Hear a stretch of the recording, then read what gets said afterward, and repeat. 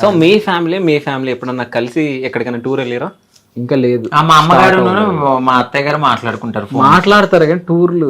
వీళ్ళు ఉండేది వైజాగ్ దగ్గర సోంపేట అటు లోపల, మేము ఉండేది విజయవాడ దగ్గర ఏలూరు. ఓకే, సోంపేట ఏలూరు.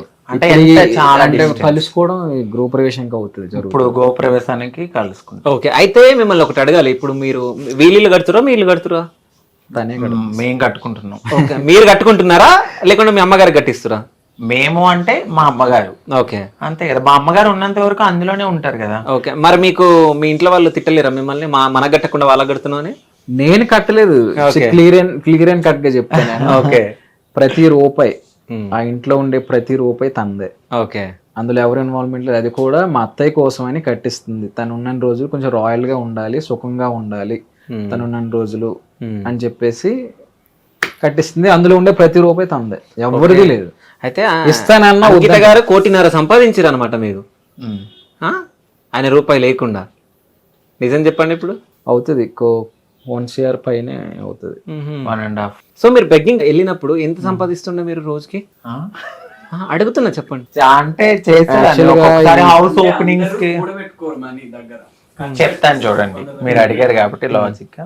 నేను డైలీ ఒకప్పుడు వెళ్ళినప్పుడు నేను ఎర్లీ మార్నింగ్ లెగిసి 9-9:30కి నా లైఫ్ని స్టార్ట్ చేస్తే నేను నైట్ 6కి వచ్చిన తర్వాత మళ్ళీ నేను వైన్ షాపులు కూడా అడుక్కునేదాన్ని. అంటే 10 రూపాయలే కానీ 5 రూపాయలే కానీ ప్రతి రూపాయి పోగేసి ఒకరోజు 1000 వస్తుంది, ఒకరోజు 2000 వస్తుంది, ఒకరోజు 3000 వస్తుంది. దీనికి కౌంట్ అనేది ఉండదు. ఒకరోజు ఎక్కువ రావచ్చు, ఫ్లక్చువేట్ అవుతూ ఉంటది కదా. ఆ వచ్చిన రూపాయిని నేను చిట్టీల రూపంలో దాచుకుని చిట్టీలు వేస్తూ నేను తినక కష్టపడి ఏదైనా ఓపెనింగ్ ఉంటే వాళ్ళు ఇచ్చింది వాళ్ళు 10 రూపాయలు ఇవ్వని 10,000 ఇవ్వని, అది కూడా నేను ఒక్కదాన్నే వెళ్ళి తీసుకుని వాళ్ళకి బ్లెస్ చేసి వచ్చిన డబ్బులు అన్నీ. ఇంకోటి ఈ మధ్య కాలంలో కొంచెం వచ్చిన యూట్యూబ్ డబ్బులు ఇవి యాడ్ చేశాను అంతే. ఓకే, నేను చిట్టీలు వెయ్యగా దాచుకున్న డబ్బులు ప్రతిదీ దాయిగా చేసుకున్నాను. ఓకే, ఇప్పుడు యూట్యూబ్ నుంచి ఎంత సంపాదిస్తున్నారు నెలకి? ఎన్ని లక్షలు వస్తున్నాయి? నిజం చెప్పండి. నేను ఇప్పటి వరకు మా ఛానల్లో కూడా రివీల్ చేయలేదు. ఓకే, మీ ఇష్టం, చెప్పాలనుకుంటే చెప్పండి, లేకుంటలేదు. లక్షలు అయితే వస్తున్నాయి, లక్షలు వస్తున్నాయి. అవునా? సో మిలియన్లు పోతున్నాయి అంట. కదా అంతగానం? అంటే 2-1.5కి మధ్యలో ఉంది. లక్షలే కదా మరి. అదే ఇంకా లక్ష కంటే ఎక్కువ వస్తుందంట. 1,50,000 1,70,000 అంతే. కానీ అది మీరు కష్టపడుతున్నారు. సో మీ ఇంట్లో మీరు కష్టపడి మీరు చేసుకుంటారు కాబట్టి అది వేరే వాళ్ళ డబ్బేం కాదు, మీ డబ్బే. సో చెప్పుకోవచ్చు ధైర్యంగా సంపాదించినంత.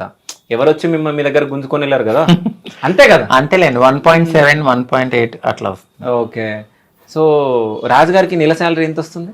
ఈయనకి 3 వస్తుందండి. 3L. 2.5 వచ్చాయి పాత దాంట్లో, ఇప్పుడు 3 దాకా వస్తుంది కొత్త దాంట్లో. ఓకే, భర్తలో సగం భార్య. సో అంత సంపాదిస్తున్నారు ఇప్పుడు యూట్యూబ్ వల్ల, అంతేనా? సో కెమెరామ్యాన్ ఎవరు మీకు? మా అబ్బాయి. మీ అబ్బాయి. సో మీ అబ్బాయి అంటే ఎవరైనా అసలు? సాయి అండి. ఓకే, మాకు ఎప్పటి నుంచో క్లోజ్. సో మాతోనే ఉంటాడు తను. ఏడుస్తున్నాం అనుకుంటున్నా? లేదు, ఓకే, మాతోనే ఉంటాడు. ఒక అబ్బాయి. మేము ఎలా అంటే ఇంకా పెంచుకోవట్లేదు కాబట్టి తను ఉన్నంత వరకు, తనకి జాబ్ వచ్చే వరకు మాతోనే ఉంటానని ఉంటాడనమాట. ఫ్యామిలీ పర్సన్ అంతే. సో అంటే తను మీ దగ్గరకు వచ్చినంటే నెక్స్ట్ ఆయన ప్లానింగ్ ఏమైనా ఉందా? ఎవరికండి? మీ సాయికి? లేదేమి. ఓకే, ఓన్లీ ప్రేమగా వచ్చాడు, ప్రేమగా ఉంటున్నాడు. జాబ్ సెటిల్ అవ్వాలి కాబట్టి ఇక్కడ మాదాపూర్ ఇంటర్వ్యూస్ కి వాటికి అటెండ్ అవ్వడానికి ఇక్కడ దగ్గర వాళ్ళ ఓన్ హౌస్ కూడా ఉంది, అక్కడికి వెళ్తాడు, ఫ్యామిలీ దగ్గరికి వెళ్తాడు. సో అంటే మీకు పిల్లలు పుట్టారు కదా, సో నెక్స్ట్ ప్లానింగ్ ఏంది ఫ్యూచర్ లో? పెంచుకోవాలనుకుంటున్నాం. అంటే దత్తత తీసుకుంటారా లేకుంటే ఎట్లా? దత్తతే తీసుకుంటాం. ఓకే, ఎంతమంది పిల్లల్ని? 2 చాలా? డజన్ వద్దా? 2 సో అంటే ఇద్దరు పాపలు, ఒక పాప ఒక బాబు. సో అంటే ఇప్పుడు ఇక్కడ ఒకటి మాట్లాడుకోవాలి, చాలా మంది అమ్మాయిలను ఇస్తారు కానీ అబ్బాయిలను ఇవ్వరు కదా. అప్పటికి టెక్నాలజీ కొంచెం పెరిగితే బాగుండు, ఏదైనా నా వల్ల కానీ. మనము మంచిగా అంటే అందరు ఇస్తారని ఇవ్వరని అన్నాను కొంచెం. అంటే లేదు అదేదో టెక్నాలజీ వచ్చిందంట కదా. ఓకే, ఆ టెక్నాలజీ యూజ్ చేసుకుంటారా మీరు?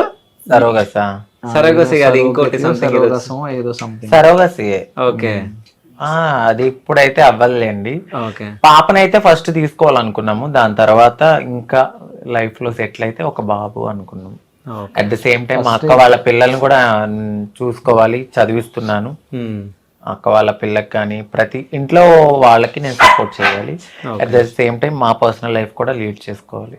ఓకే నాకు 6 పిల్లలు అనుకుంటా నేను అంతే. ఎవరెవరు 6?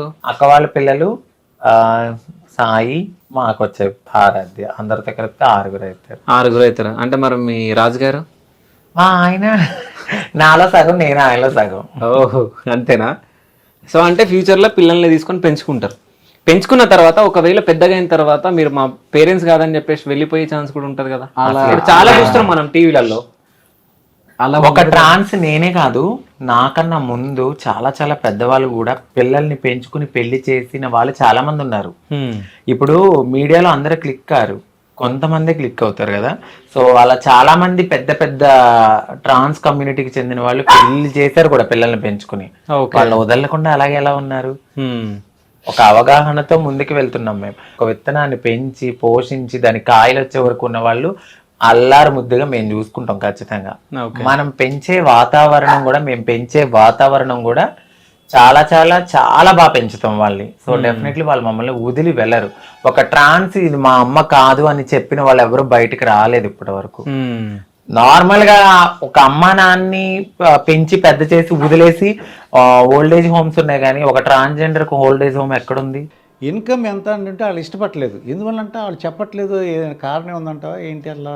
అంటే ఇప్పుడు ఎలా ఉందంటే సార్, బయట సొసైటీ ఎలా ఉందంటే, బయట ఒకడు ఉద్యోగం చేసి ఎన్ని లక్షలు సంపాదించినా పర్లేదు, యూట్యూబ్లో వీడియోస్ పెట్టి డబ్బులు సంపాదిస్తే మాత్రం వీడు చూడరా మనం చూస్తుంటే డబ్బులు సంపాదిస్తున్నాడు అనే ఇది ఒక రాంగ్ పర్సెప్షన్ ఉందన్నమాట.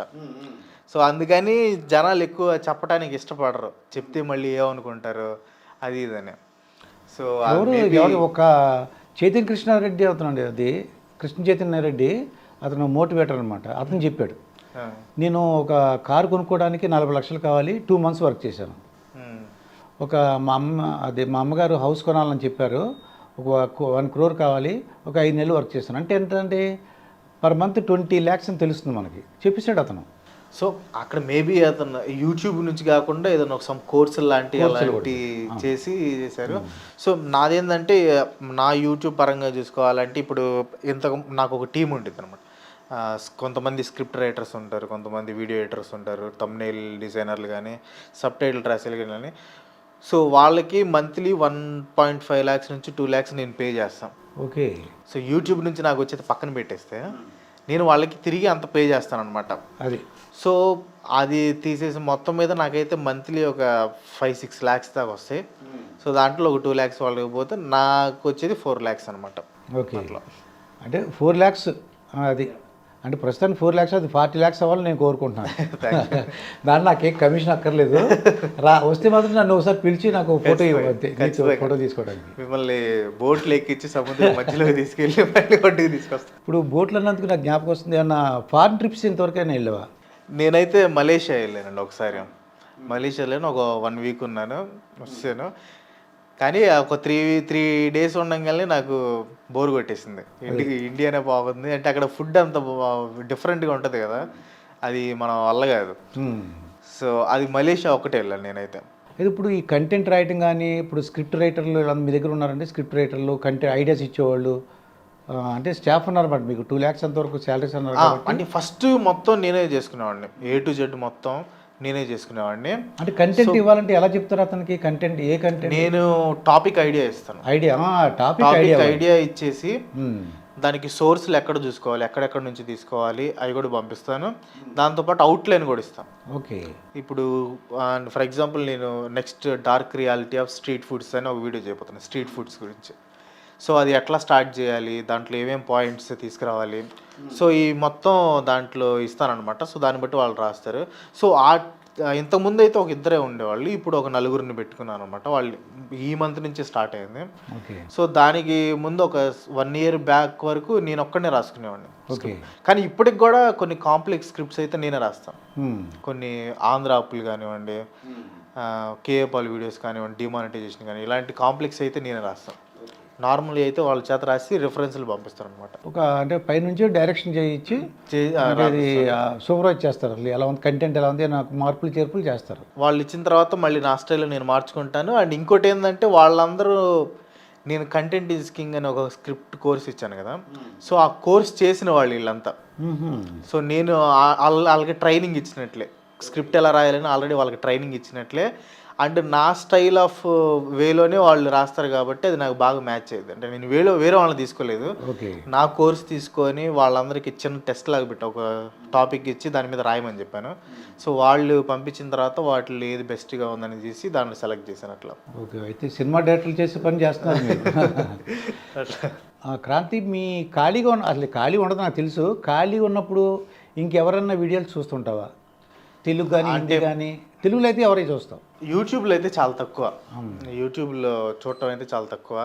బేసిక్గా అయితే ఇంతకు ముందు ఉండేది కానీ ఇప్పుడైతే అసలు చూడటానికి కూడా టైం ఉండలేదు. ఇన్ కేసు టైం ఉన్నా కానీ ఇంటి దగ్గరికి వెళ్ళి పిల్లలతో అట్లా ఆడుకోవటం అవన్నీ చేస్తున్నాయి. కానీ యూట్యూబ్లో అయితే వీడియోస్ అయితే తక్కువ. నేను అసలు 99% చూడను. ఇన్ కేస్ ఏదైనా నాకు ఇన్ఫర్మేషన్ అవసరం అయినప్పుడు ఏదైనా న్యూస్ ఛానల్స్ కానీ లేకపోతే వేరే ఏదైనా వీడియోకి సంబంధించి ఇన్ఫర్మేషన్ అవసరమైనప్పుడు చూస్తూ ఉంటాను. కానీ పర్టికులర్గా ఈ ఛానల్ చూడాలి అట్లా అయితే లేదు. కానీ క్రాంతి, నిన్ను ఒకసారి మెచ్చుకోవాలి ఉంది. ఎందుకంటే నీ సబ్స్క్రైబర్స్ కాకుండా మొత్తం అందరిని కూడా కొద్దిగా అలర్ట్ చేసావు. ఈ వీడియోలు మాత్రం చూసే ముందు జాగ్రత్త అని చెప్పావు. అంటే ఇంకేం భయం వేసింది అంటే నేను చూశాను, ఏంటి ఇలా జాగ్రత్త అని చూశాను. నిజంగానే అది ఫైనాన్షియల్గాను, తర్వాత మెంటల్గా గాను, హెల్త్ పరంగా గాను. ఇంకా 1 o'clock అనగానే నువ్వు చెప్పిన ఒక చూశాను, మన TV9లో రహస్యం ఏదో వచ్చేది. TV9 దేంట్లో వచ్చేది? TV9 రహస్యం. రహస్యం. నేను ఎక్కడున్నా సరే ఆ ఒక్క సినిమా, అది ఆ సీరియల్ గురించి శుక్రవారం ఎప్పుడు వచ్చేది. ఇంకా ఉండిపోయాడిని ఎక్కడికి వెళ్ళకుండా. ఫ్రెండ్స్ రానిచ్చేవాడు కాదు, రిలేటివ్స్ ఎవరు కుదిరేది కాదు, ఎక్కడికి వెళ్ళేవాడు కాదు. ఆ రహస్యం సీరియల్ ఏమైంది? ఇంకో విచిత్రం ఏంటంటే తమిళంలో ఒక రోజు ముందు వచ్చేదంట. ఆ ఛానల్ కూడా ట్రై చేశాను నేను అప్పుడే, ఆ రహస్యం వచ్చే టైంలో. సో మీకు రహస్యం ఆ ప్రోగ్రామ్ బాగా ఇంట్రెస్ట్గా అవుతుంది అన్నమాట ఇది. సో యాక్చువల్గా థింగ్ ఏంటంటే, అంటే నేను చాలా ఇంట్రెస్ట్లో చెప్పాను, నేను యూట్యూబ్ స్టార్ట్ చేయడానికి రీజన్ ఆ రహస్యం అనే ప్రోగ్రామ్. ఓకే. కొంతమంది యూట్యూబర్లు చూస్తుంటే చాలా ఆశ్చర్యంగా ఉంటుంది. బ్యాంకాక్ పిల్ల, పూల చొక్క, అలాగే నేను కొంతమంది ఇంటర్వ్యూ చేశాను.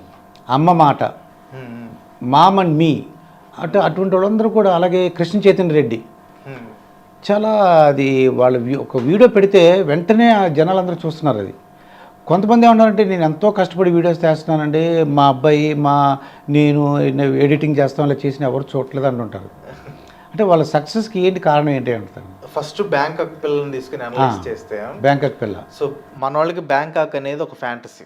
ఓకే, మన వాళ్ళకి ప్రతి ఒక్కళ్ళు బ్యాంకాక్ వెళ్ళాలరా, ఎలా ఉండిద్ది అలా ఉండిద్ది అని ఒక ఫ్యాంటసీ అనమాట.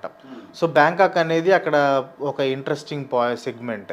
అండ్ ఇంకో విషయం ఏంటంటే, మనం బ్యాంకాక్ అంటే ఎప్పుడు ఈ పట్టాయా, బీచ్లు, థాయ్ మసాజ్లు, రెడ్ లైట్ ఏరియాలు, వీటి గురించి ఎక్కువ వింటూ ఉంటారు. సో మనోళ్ళకి ఆ బ్యాంకాక్లో ఇల్లు ఎలా ఉంటాయి, అక్కడ లైఫ్ స్టైల్ ఎలా ఉండిద్ది, ఆ కల్చర్ ఎలా ఉండిద్ది, అక్కడ స్ట్రీట్స్ ఎలా ఉంటాయి, అక్కడ కొట్లు ఎలా ఉంటాయి, అక్కడ జనాలు ఉండి ఇల్లు ఎలా ఉంటాయి, ఇవి అనేది తెలియదు ఎవరికి బేసిక్గా. సో ఈ బ్యాంకాక్ పిల్లలు వచ్చిన తర్వాత ఏమైందంటే, అవి చూపించడం స్టార్ట్ చేయడం వల్ల ఏంటంటే జనాలు ఎక్కువగా ఇంట్రెస్ట్గా చూశారు. సో బ్యాంకాక్ అనేది ఇంట్రెస్టింగ్ ఫ్యాక్టర్. దానికి తోడు ఆ లైఫ్ స్టైల్ చూపించడం అనేది, దానివల్ల బ్యాంకాక్ పిల్లకి ఒక ప్రొజెక్షన్ అనేది వచ్చింది అక్కడ. దానికి తోడు ఏంటంటే ఆమె స్టార్టింగ్లో పెద్ద వీడియోస్ చేయకుండా షార్ట్ వీడియోస్ పెట్టింది. సో ఆ టైంలో ఆల్రెడీ యూట్యూబ్ వాడు షార్ట్స్ని బాగా ప్రమోట్ చేస్తున్నాడు. ఎవరు షార్ట్స్ చేసినా బాగా వెళ్తూ ఉన్నాయి, సబ్స్క్రైబర్స్ వస్తూ ఉన్నారు. సో దానివల్ల ఏంటంటే ఈ షార్ట్స్ బూమ్ ఒకటి, అందులో ఈ బ్యాంకాక్, ఈ రెండు కలిసి ఆ అమ్మాయికి బాగా బూస్ట్ ఇచ్చినాయి అనమాట. సో అట్లా సాగిద్ది ఇప్పుడు దాకా. అంటే ఇంకా ఎంత కొత్తగా చూపిస్తే అంతకాలం ఆ ఛానల్ ఉండిద్ది, కొత్తగా చూపించడానికి ఇంకా లేవంటే ఆ ఛానల్ డ్రాప్ అయిపోయింది అనమాట. అంటే ఇంకా కంటెంట్ రావాలి మనం, కొత్త కొత్త కంటెంట్, కొత్త కొత్త విషయాలు తెలుసుకోవాలి. సో ఒకే ఫర్ ఎగ్జాంపుల్ నేను మీకు అంటే పేరు చెప్తే బాగుండదు లేదు చెప్తాను. యుఎస్ఏ రాజా అని ఒక, సో ఆయన కూడా ఇంతే, అట్లా ఒక వెలిగాడు, ఇప్పుడు పెద్ద వ్యూస్ రావట్లేదు. సో ప్రాబ్లం ఏంటంటే ఆయన చూపించాల్సిన అన్ని చూపించాడు, అమెరికాలో మొత్తం చూపించాడు. సో ఇంకా చూపించడానికి ఏమీ లేవు, ఇంకా మళ్ళీ అయ్యే చూపిస్తా ఉంటే జనాలు కూడా ఇంట్రెస్ట్గా చూడరు కాబట్టి అది అంతటితో అయిపోయింది. అట్లా కూడా ఫర్ ఎగ్జాంపుల్ ఇప్పుడు నాన్ వేషన్ అని ఒక ఛానల్ ఉన్నారు. సో ఆయన ఒకే దగ్గర ఉన్నాడు, డిఫరెంట్ కంట్రీస్ మారుతూ ఉంటాడు కాబట్టి ఆయన ఎప్పుడైతే అలా మారుతూ ఉంటాడో అప్పటి వరకు ఆ ఛానల్ అలా రన్ అవుతూ ఉండిద్ది. అంటే ప్రపంచ యాత్రికుడు అతను ఒక అతను అంటున్నాడు. అతనా? నా అన్వేషణ అంటే అతనే. ఆహా. సో నా అన్వేషణ. నా అన్వేషణ. ఓకే, ప్రపంచ యాత్రికుడు కూడా అంటుంటారు. ఓకే. సో అట్లా అనమాట. అతను డిఫరెంట్ కంట్రీస్ వెళ్తున్నాడు కాబట్టి ప్రతిదానికి డిఫరెంట్ కొత్తదనం ఉంది కాబట్టి చూస్తూ ఉంటారు. సో అది నేను అనుకున్నాను. అంటే అన్ని కంట్రీస్ అయిపోతే ఏంటన్నది చూడాలి ఇప్పుడు అయితే. క్రాంతి, ఇప్పుడు వీడియోస్ ఎంతో కష్టపడి చేస్తున్నావు. ఎప్పుడన్నా అప్లోడ్ చేసిన తర్వాత భయపడిన సంఘటనలు ఉన్నాయా? అమ్మో ఇదేంట్రా పెట్టి ఏమైనా అవుతుందా? లేదు. నేను ఎందుకంటే నువ్వు దమ్మున్నవాడివి, ధైర్యం ఉన్నవాడి. నేను నీ వీడియోస్ చూసినప్పుడు ఆశ్చర్యంగా ఉందన్నమాట. అదేంటంటే డిమానిటైజేషన్ స్కాము అమ్మో అనుకున్నాను. తర్వాత ఏమో ఆంధ్ర అప్పులు. నేను ఒకే పార్టీకి అన్నీ చూసాను అన్నమాట. నేను చూస్తే ఫ్యాక్ట్స్ చెప్పావు అంతే. నాకు అక్కడ ఏంటంటే నీకు తమ్మునే ఒకలా ఉంది, ఫ్యాక్ట్స్ ఒకలా ఉన్నాయి. నాకు చాలా ఆశ్చర్యంగా లేదు. నువ్వు దమ్ము ఉన్నవాడు, ధైర్యం ఉన్నవాడు, ఎలాగని ఇంటర్వ్యూ చేయాలని అనుకున్నాను అన్నమాట నేను. అంటే భయం అయితే ఇప్పుడు పడలేదు, కానీ నెగిటివిటీ అయితే మాత్రం కంపల్సరీ వచ్చింది. ఇప్పుడు ఆ డిమానిటైజేషన్ పెట్టినప్పుడు ఆ బీజేపీ వాళ్ళ నుంచి కానీ భయంకరమైన నెగిటివిటీ వచ్చింది. అండ్ కొంతమంది అయితే యాంటీ హిందూ అంటారు. మీరు నా ఛానల్ మొత్తం చూసి దాని మీద యాక్చువల్గా ఒక వీడియో చేద్దాం అనుకుంటున్నాను. ఏంటంటే అంటే కొంతమంది వ్యక్తిగతంగా విమర్శించాలి ఏదో ఒకటి అన్నట్టు ఇలాంటివి చేస్తూ ఉంటారు. బట్ దాని మీద ఒక వీడియో కూడా చేద్దామని ప్లాన్లో ఉన్నాను. కానీ మీరు నా ఛానల్ మొత్తం చూస్తే హిందూయిజం గ్రేట్నెస్ గురించి చాలా వీడియోస్ చేశా. ఆడోళ్ళు బొట్టు ఎందుకు పెట్టుకుంటారు, గుళ్ళో గంట ఎందుకు ఉండిద్ది, బొమ్మల మీద గుళ్ళు మీద అసలు బూత్ బొమ్మలు పెట్టడానికి వాళ్ళు ఎందుకు పెట్టాల్సి వచ్చింది, దానికి పాజిటివ్ రీజన్, నెగిటివ్ కాదు. సో ఇట్లా ఒకప్పుడు మనం మూఢనమ్మకాలను నమ్మిని, అంటే ఒకప్పుడు నమ్మిన మూఢనమ్మకాలని ఇప్పుడు కూడా ఎందుకు నమ్ముతున్నాం, వాళ్ళు నమ్మటానికి ఉన్న సైంటిఫిక్ రీజన్స్ ఏంటి ఆ రోజుల్లో. సో పురాణాల్లో ఉండే కొన్ని పవర్ఫుల్ వెపన్స్ కానివ్వండి, సో హిందూ దీన్ని గ్రీక్ మిథాలజీ, సో వాళ్ళది ఎలా కొంచెం కనెక్షన్స్ ఉన్నాయి, అండ్ మన వేదాల్లో ఉన్న సైన్స్ ఏంటి, దాంట్లో ఏలియన్స్ గురించి ఉందా, స్పేస్ గురించి ఉందా. సో హిందూయిజం గొప్పతనం గురించి చాలా వీడియోస్ చేశాను నేను. ఇన్ కేస్ అదే వీడియోస్ నేను క్రిస్టియానిటీ మీద కానీ ఇస్లాం మీద కానీ చేసుంటే నన్ను బండబూతులు తిట్టేవాళ్ళు, భయంకరంగా తిట్టేవాళ్ళు. సో ఈ యాంటీ హిందూ అనేవాళ్ళకి నేను ఆ చేసిన వీడియోస్ అన్నీ తెలియదు. వాళ్ళు ఇది డిమానిటైజేషన్ చూస్తారు, దాంట్లో మీరే తప్పు లేదు అంటున్నారు. తప్పు లేదు. సో ఇప్పుడు దాంట్లో తప్పు చెప్పలేనప్పుడు ఏమన్నా నన్ను వ్యక్తిగతంగా ఏదో ఒకటి చేయాలి. సో ఇది anti Hindu, anti Indian, anti national, so అట్లాంటివి వస్తూ ఉంటాయి. ఇప్పుడు అసలు ఆంధ్ర అప్పులు అంటే నాకు ఆశ్చర్యం వేసింది. ఆంధ్ర అప్పులు వీడియో చేయకముందు నన్ను వీడు వైఎస్ఆర్సీపీ పేటీఎం గాడీడు అది ఇదని భయంకరంగా తిట్టేవాళ్ళు. అది ఆ వీడియో చేయగలనే వీడు టీడీపీ పోయాడు, వీడు టీడీపీ కుక్క, అది ఇదని ఈ టైప్. సో అంటే నాకు ఆనందం కలిగించే విషయం ఏంటంటే ఒక బయాస్టిక్ కాకుండా అన్ని వైపుల నుంచి అందరూ సమపాలంగా వీడు ఈ పార్టీ అంటాడు కాబట్టి సో నేను అందరూ వాడినని అప్పుడు అనిపించింది నాకు. నేను Q2 KV చూసాను అన్నమాట. ఇది 100 ప్రశ్నలు. అది యాక్చువల్గా మాలాంటి సైన్స్, మేము స్కూల్ బ్యాక్గ్రౌండ్ నుంచి ఒక టీచర్ ప్రొఫెషన్ నుంచి వచ్చాను. నేను 35 years ఎక్స్పీరియన్స్ ఉంది. అటువంటిది నాకే ఇంట్రెస్ట్ వచ్చింది. ఆ 100 ప్రశ్నలు నేను చూసేవరకు రాత్రి నేను నిద్రపోలేదు. ఇప్పుడు ఇంటర్వ్యూ చేశాను కూడా ఎంతో కష్టపడి అవన్నీ వింటే కానీ నాకు నిద్ర రాలేదు. ఏంటంటే చెప్పిన దేవుడు చూడు, ప్రతి గుడి మీద కొన్ని బూత్ బొమ్మలు ఉంటాయి. అవి ఎందుకంటే నువ్వు బాగా ఎక్స్ప్లెయిన్ చేశావు. నువ్వు నేను అనుకున్నాను మేము ఎలా ఎక్స్ప్లెయిన్ చేయాలని అనుకున్నాను, కానీ నువ్వు చక్కగా ఎక్స్ప్లెయిన్ చేసావు. అంటే అప్పుడు ఏంటి ఆ సెక్స్ ఎడ్యుకేషన్ గురించి అనుకుంటా, ఏం చెప్పాలి దానికి సెక్స్ ఎడ్యుకేషన్ గురించి చెప్పినట్టు అనిపించింది నాకు. అంటే అప్పుడున్న ప్రజానికానికి ఎలా చెప్తారు, మీడియా ఏం లేదు, టీవీ ఏం లేవు, బుక్ ప్రింటింగ్ లేదు, మరి వాళ్ళకి ఎలా చెప్పగలరు? అంటే జనరేషన్ పెరగాలి, యాక్టివిటీ తెలియాలి కదా, అందుకు అనుకుంటున్నాను బొమ్మలు అయి పెట్టుంటారు. సో బేసిక్గా విషయం ఏంటంటే అప్పుడు నేను యూట్యూబ్ పెట్టినప్పుడు అప్పుడు స్టార్టింగ్లో మీరు అన్నట్లు మేము ఇంత కష్టపడుతున్నాం, ఎంత చేస్తున్నాం, మాకు వ్యూస్ రావట్లేదు. సో నేను కూడా ఆ కేటగిరీలో ఉన్నానమాట అప్పుడు. సో చాలా ట్రై చేశాను. తర్వాత ఇది క్వశ్చన్స్ అంటే మనం ఏం చేసినా జనాలు చూడట్లేదు, సరే జనాలు అడిగిన దానికి ఆన్సర్ చెప్పి చూద్దాం అప్పుడైనా చూస్తారని. సో అప్పుడు స్టార్ట్ చేశాను క్వశ్చన్ టు క్రాంతి వ్లాగర్ అని, జనాలు అడిగే క్వశ్చన్స్కి ఆన్సర్ చెప్పటం. సెకండ్ ఎపిసోడ్ నుంచే ఛానల్ రైజ్ అయిపోయింది అనమాట. సో అట్లా వాళ్ళు అడిగిన క్వశ్చన్స్కి వాళ్ళు మొత్తం గ్యాదర్ చేసి చెప్పటం. సో అది చాలా కష్టం. అంటే అప్పుడు ఇన్ఫోసిస్లో పనిచేస్తేనే నైట్ 3 వరకు మేల్కొని, అంటే ఆఫీస్ నుంచి వచ్చిన తర్వాత 1 గంట సేపు తినేసి ఫ్రెష్ అయ్యి కూర్చొని ఇంకా స్క్రిప్ట్ రాయడానికి కూర్చున్నాడు అనమాట. సో స్టార్టింగ్లో ఏంటంటే నేనేం చేసేవాడిని అంటే అన్నీ ఒకే కైండ్ ఆఫ్ క్వశ్చన్స్ తీసుకోకూడదు, ఒకటి స్పేస్కి సంబంధించిన క్వశ్చన్, దానికి ఇట్లా టైం వేస్ట్ చేసేవాడిని. తర్వాత అలా కాదులే ఏదో క్వశ్చన్లే అని చెప్పి క్వశ్చన్స్ అన్ని తీసుకొని చెప్పాను. సో దాంట్లో మీరు చెప్పినట్టు డిఫరెంట్ సైన్స్ గురించి ఉండిద్ది, బయాలజీ గురించి ఉండిద్ది, స్పేస్ గురించి ఉండిద్ది అండ్ హిస్టరీ గురించి, సో ఎవ్రీథింగ్ ఉంటాయి. సో నేనేంటంటే బేసిక్గా చాలా ఇన్ఫర్మేషన్ ఉంటుంది దాంట్లో. మనోళ్ళకి ఎంతవరకు అవసరం, ఎలా చెప్తే అర్థమయ్యిద్ది అనేది నేను అనలైజ్ చేసుకొని అంత పెద్ద మ్యాటర్ని ఒక 1 minute చెప్పడానికి ట్రై చేస్తాను అనమాట. సో అది యాక్చువల్గా ఏంటంటే చాలా టఫ్ టాస్క్, చాలా కష్టం. అయితే ఇంత సక్సెస్ సాధించిన తర్వాత మీ అమ్మగారి గురించి ఒకసారి చెప్పు. అలాగే మీ అమ్మగారు ఏమన్నారు?